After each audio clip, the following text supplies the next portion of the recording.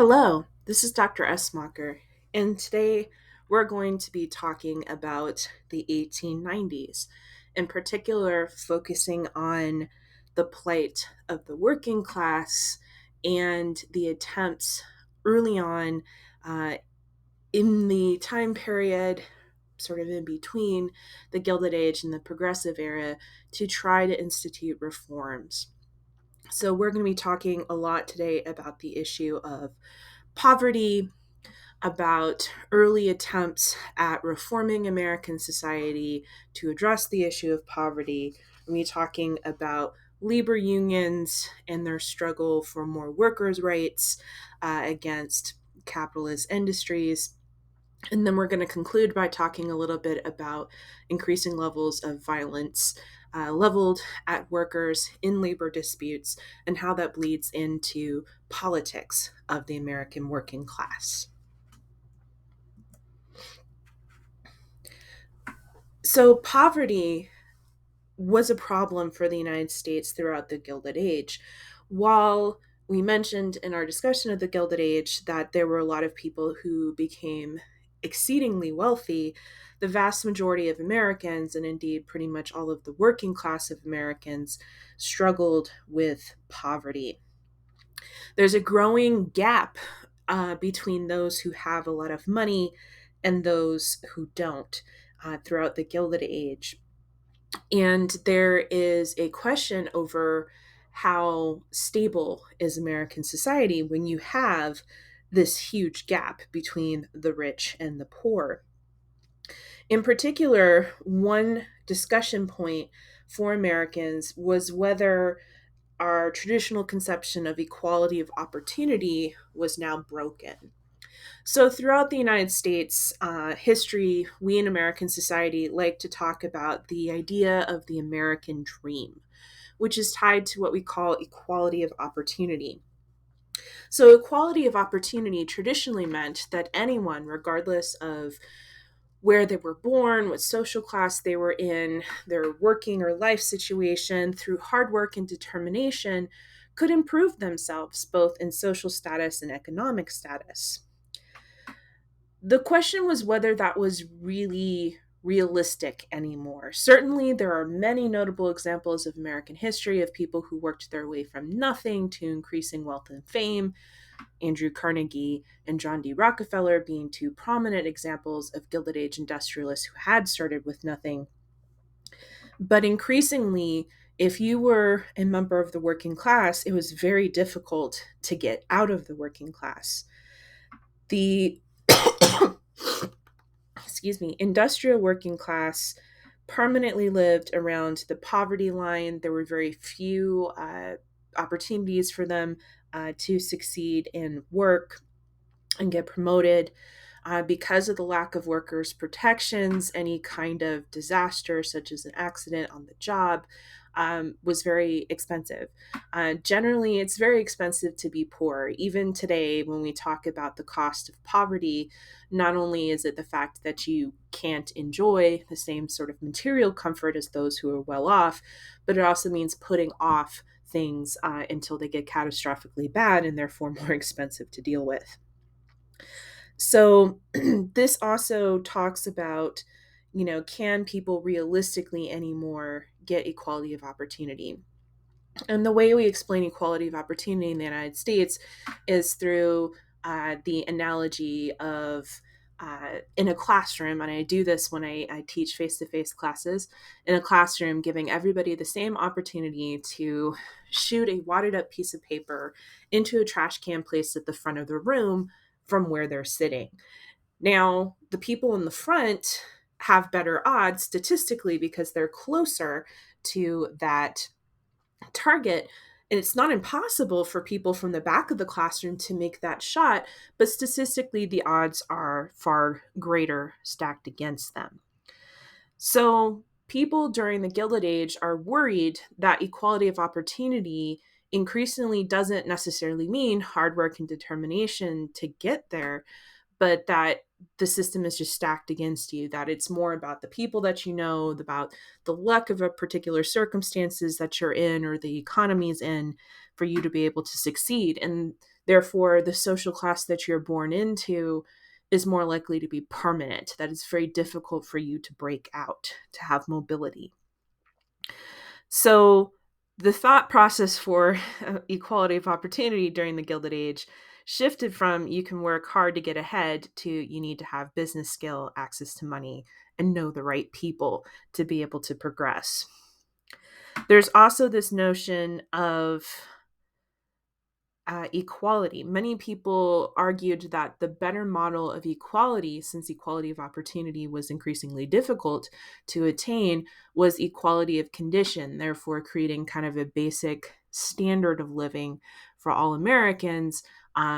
So kind of think of it as like kind of creating a bottom, so to speak. You can work up, you can get past that, but the idea is that people should have sort of this basic level of existence.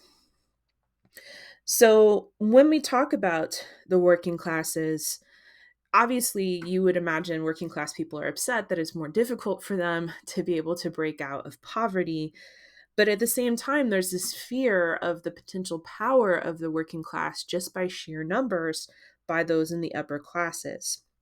The upper classes worried that the lower classes, because they were more numerous, would use the vote, the ballot box, to change government to guarantee more rights and protections to the working class, which for the elite they saw as a threat to their ability to run their businesses as they saw fit. And generally, people in power are very reluctant to share any power, believing it to kind of be like a pie, not the pi that is infinite, but like a physical pie, like an apple pie, in which there are only finite pieces to go around.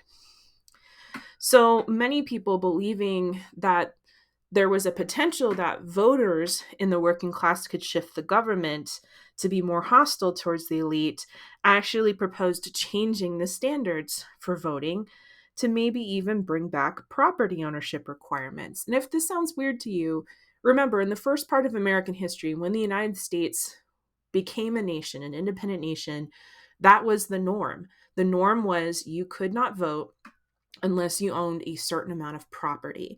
And the logic behind that in the late 1700s was that meant that you were economically independent enough to be able to vote. Now, property ownership requirements had pretty much been erased by the 1840s across the United States, and instead defined someone as eligible to vote if they were free and a citizen. But the idea that some people were floating to bring back property ownership requirements to minimize the number of voters shows about how scared they were about the ability of the lower class to exert power in politics.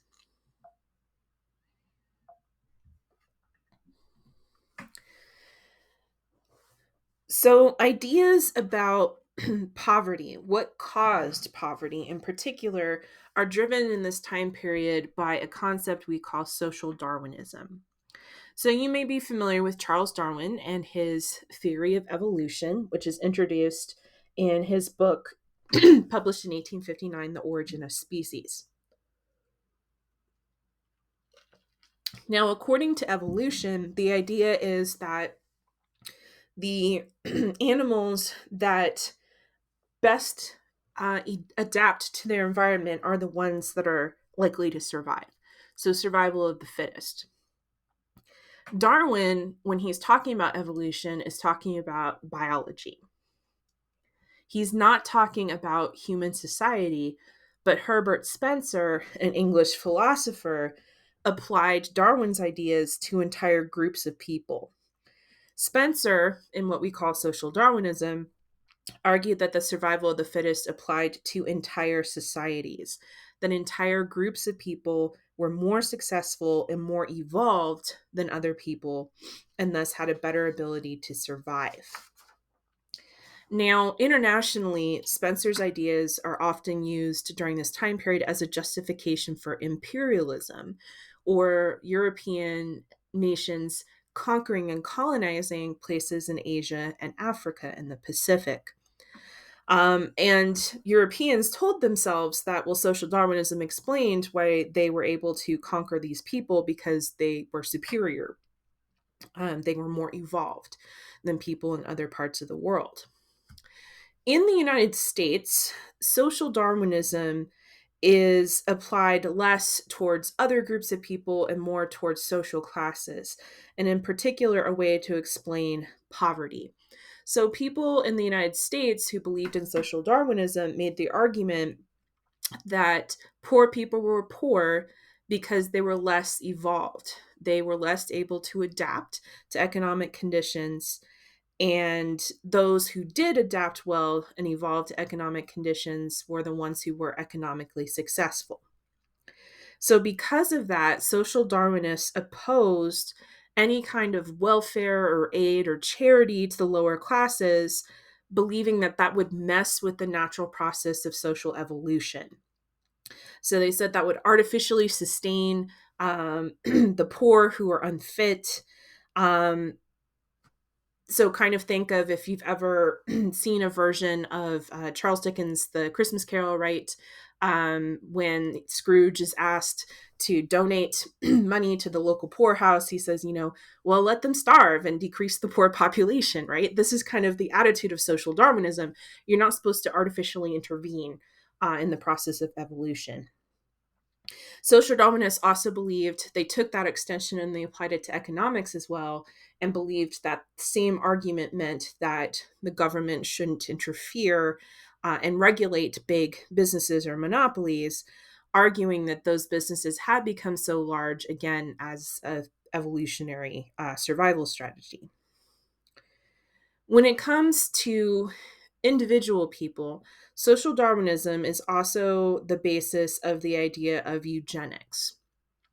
Eugenics is the idea that you can selectively breed humans the way that you do plants and animals. So humans have been modifying, breeding plants and animals for certain traits that they see desirable for thousands and thousands of years.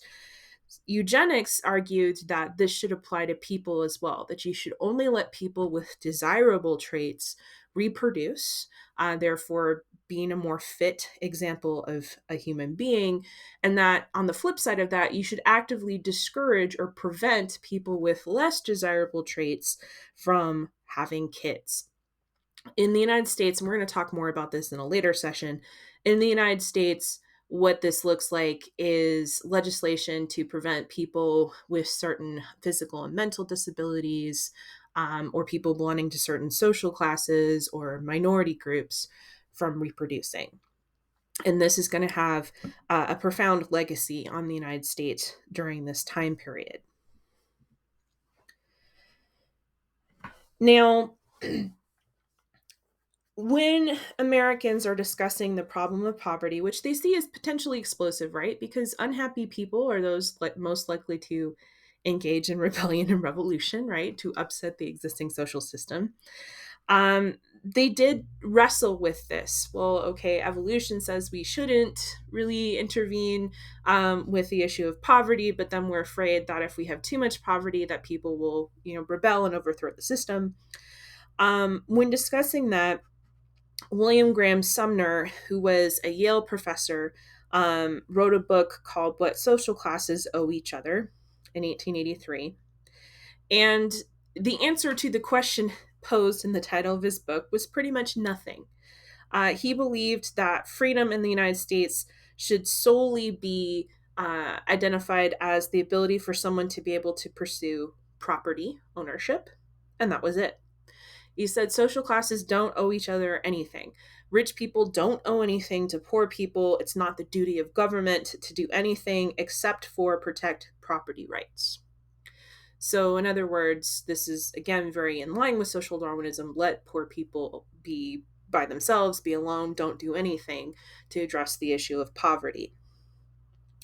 Now, if that sounds very cold-hearted, it kind of is. And I want, if you're mad about this, I want to temper this by saying that there were some people who even social Darwinists felt were deserving of help, that they were poor because of things that happened outside of their control. And in particular, they called this group the deserving poor. And they said, there are some people who do need help that are poor through reasons and faults not their own. Particularly, usually the only two groups that fell under this were widows and orphans, because they were poor because they had lost their primary male breadwinner, and the way the American economy is set up is not really for success for widows and orphans. So for those people, it was acceptable to give charity or aid or support, but for everyone else, they were basically told that they were poor because they weren't working hard enough, they weren't living frugally enough, they weren't working hard enough to stay out of debt, they weren't helping themselves, and they weren't sufficiently educating their children in a time when child labor is very common because there's no minimum wage. And when faced with the opportunity or the problem of we need more money as a family to put food on the table, people are going to send their kids to work, if that means survival. So the reality for poverty towards the 1890s is that a lot of people are concerned about the issue of poverty in the United States, but because social Darwinism is the prevailing sort of thought behind poverty, that these people were poor because they're less evolved, there's not as much desire to intervene or at least allow government intervention on the behalf of poor people.